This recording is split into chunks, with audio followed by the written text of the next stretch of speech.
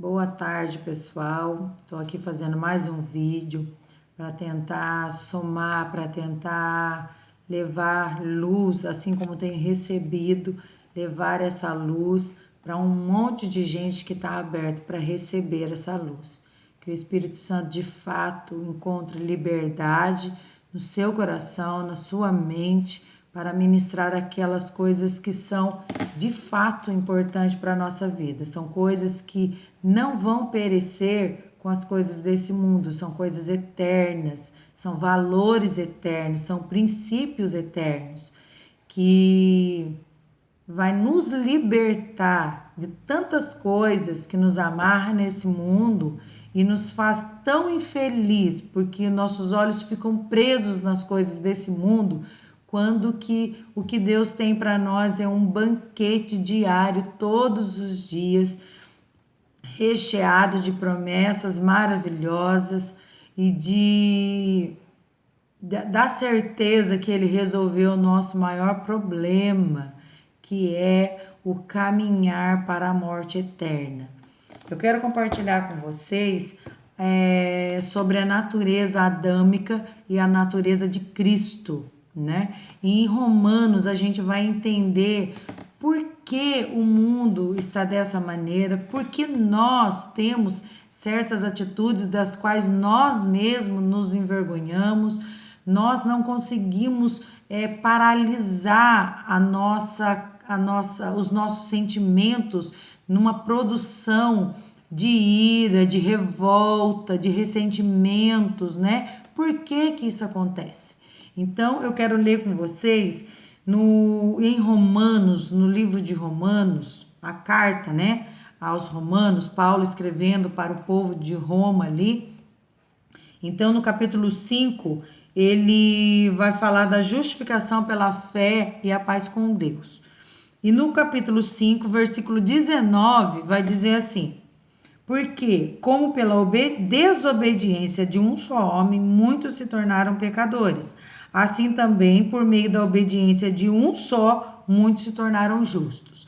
Então, a gente já entendeu que a nossa carne foi contaminada pelo pecado lá no Jardim do Éden, quando os primeiros homens ali, Adão e Eva, pecaram, desobedeceram ao Senhor. O Senhor falou: não comam, vocês têm todos os recursos para viver muito bem aqui, mas não se aproximem desta árvore aqui, que é o do conhecimento do bem e do mal, porque no dia que vocês se aproximarem, vocês vão morrer. Então, o que aconteceu? O inimigo viu que a Eva estava namorando aquela árvore e ele, observando isso, ele se aproximou dela e induziu ela a desobedecer. E é assim que ele faz conosco até hoje. Então, a gente fica namorando o pecado. O pecado é tudo aquilo que afronta a Deus, tudo aquilo que é contra Deus. A gente namora essas coisas, mas hoje a gente namora isso porque isso já está dentro de nós. Então hoje isso tudo é muito mais forte, né? As coisas erradas, as coisas ocultas, né? Conversas tolas, né? Pelo WhatsApp que ninguém vê. Então, isso, a nossa carne é uma produção para essas coisas inclinadas a desobedecer a Deus. A nossa carne é uma produção, uma fábrica de produção, assim, toda ativa mesmo, na questão do pecado. Então a gente peca o tempo todo, né? Eu quando eu me converti, graças a Deus, Deus vem trabalhando na minha vida desde então. Tem muita coisa para Ele trabalhar ainda, mas eu ouvia muitas pessoas falando assim, algumas pessoas que se aproximavam e falavam assim: ah, eu não era tão assim como ela, tipo assim, né? Fazendo uma comparação, que eu era terrível, mas a pessoa não era tão terrível assim. Irmãos, o que muda são temperamentos. Algumas pessoas são mais calmas, outras mais tranquilas, outras mais sangue quente e tal. Mas dentro de cada um de nós, e o que diferencia um de ser mais explosivo é que a pessoa é mais aberta a pôr para fora aquilo que sente. Agora, tem pessoas que têm vergonha de fazer um escândalo, têm vontade de fazer, mas não têm coragem de fazer. E existe aqueles que têm coragem. E eu era uma dessas que tinha muita coragem. Então, mas graças a Deus, a graça chegou na minha vida e tem trabalhado dia após dia na minha vida. E por que isso? Porque nós fomos contaminados por esse pecado maldito. E a nossa carne está contaminada. É como se a gente tivesse pego uma AIDS lá no Éden. Então, toda a geração veio aidética. Então, toda a geração veio com esse veneno do pecado dentro de nós. Por isso que a gente vai ver em Romanos, capítulo 6, capítulo 7 e o 8, as coisas que a gente não quer fazer quando a gente vê a gente tá fazendo, né? Então, todo mundo tem a consciência do que é certo e o que é errado. A gente sabe que é horroroso, é horrível, escândalos, brigas, mas a gente, quando você menos vê, você tá fazendo aquilo se você não estiver vigiando, né? Você não deve nutrir sentimentos de ira, de raiva, de rancor, de mágoa, mas se você não estiver em comunhão com Deus, você vira uma fábrica de produzir esse tipo de sentimento contrário. Tudo isso por quê? Porque através de Adão, da desobediência dele, toda a raça humana se fez pecadora. Esse pecado contaminou todos nós. E agora? A Bíblia fala que o salário do pecado é a morte. Então, todos nós estávamos condenados à morte, porque não existia um sequer que era bonzinho, que não tinha pecado. Não existia. Então, Deus, que já tinha dado esse decreto lá no Éden, que aquele que pecar esse morrerá. Então, nós já estávamos determinados, batido a sentença que nós íamos morrer, porque todos nós estávamos contaminados pelo pecado e a gente era uma fábrica de pecado e somos até hoje, se não Cristo não habitar em nós. Então Deus resolveu por Ele mesmo dar um jeito nisso, porque nós não tínhamos condições de resolver essa situação. Então Ele mandou o seu Filho, Ele se despiu de toda a sua glória e veio como carne, Ele veio como homem. Por quê? Porque o pecado tinha que ser pago. A justiça de Deus tinha que ser cumprida na carne, porque foi a carne que pecou. Então, Jesus veio como homem e Deus cumpriu a justiça dele na carne de Cristo.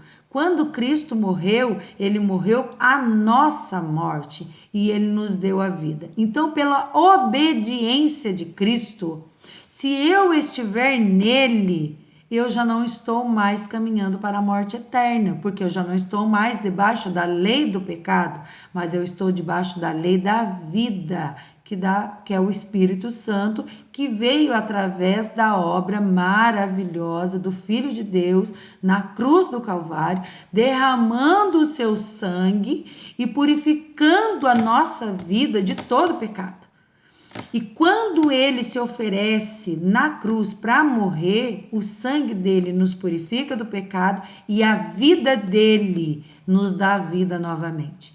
Então, quando eu estou em Cristo, eu estou livre da penalidade do pecado, que é a sentença, é a morte.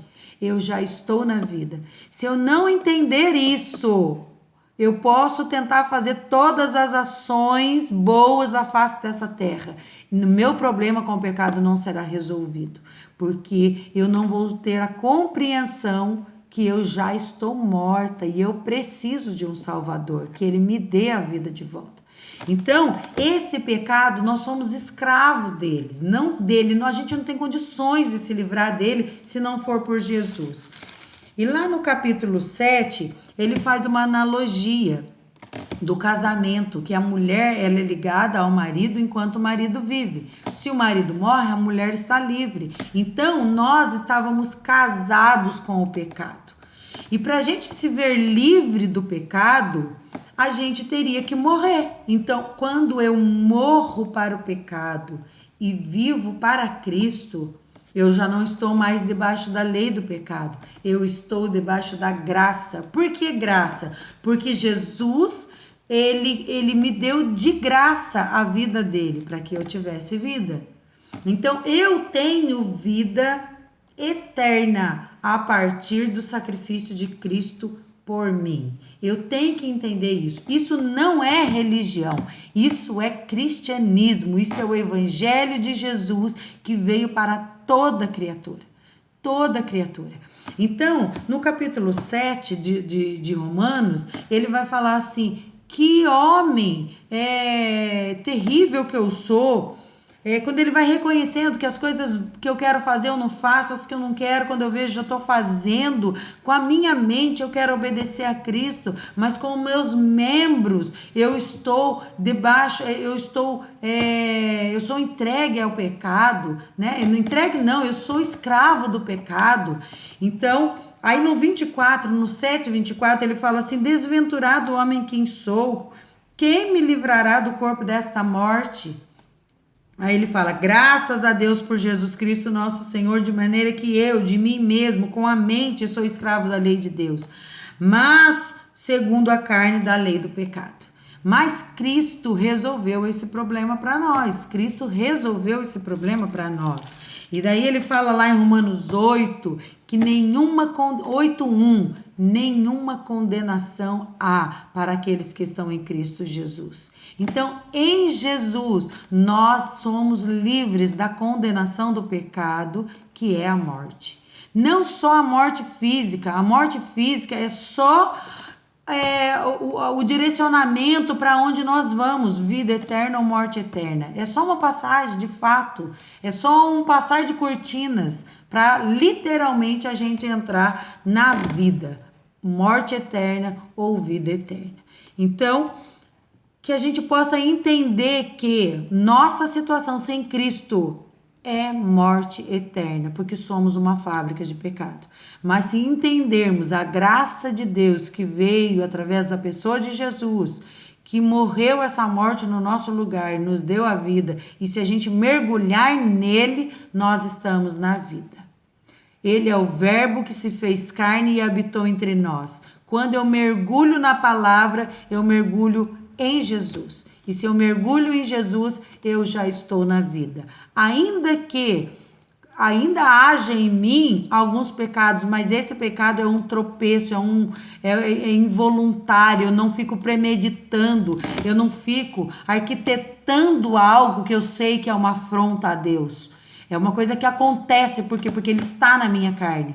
Deus não leva em conta isso, porque o sangue de Jesus já foi derramado pela nossa vida. E Ele vai olhar para dentro do nosso coração e ver a nossa disposição de lutar contra esse pecado, de deixar de alimentar a nossa carne com as coisas desse mundo e alimentar o nosso espírito, para que a gente esteja de pé diante daquelas ciladas que o inimigo coloca na nossa frente, para ver se a gente vai cair. E se a gente estiver firmado em Cristo, alicerçado na palavra, a gente vai ter a autoridade, capacitação para rejeitar aquilo que afronta a Deus.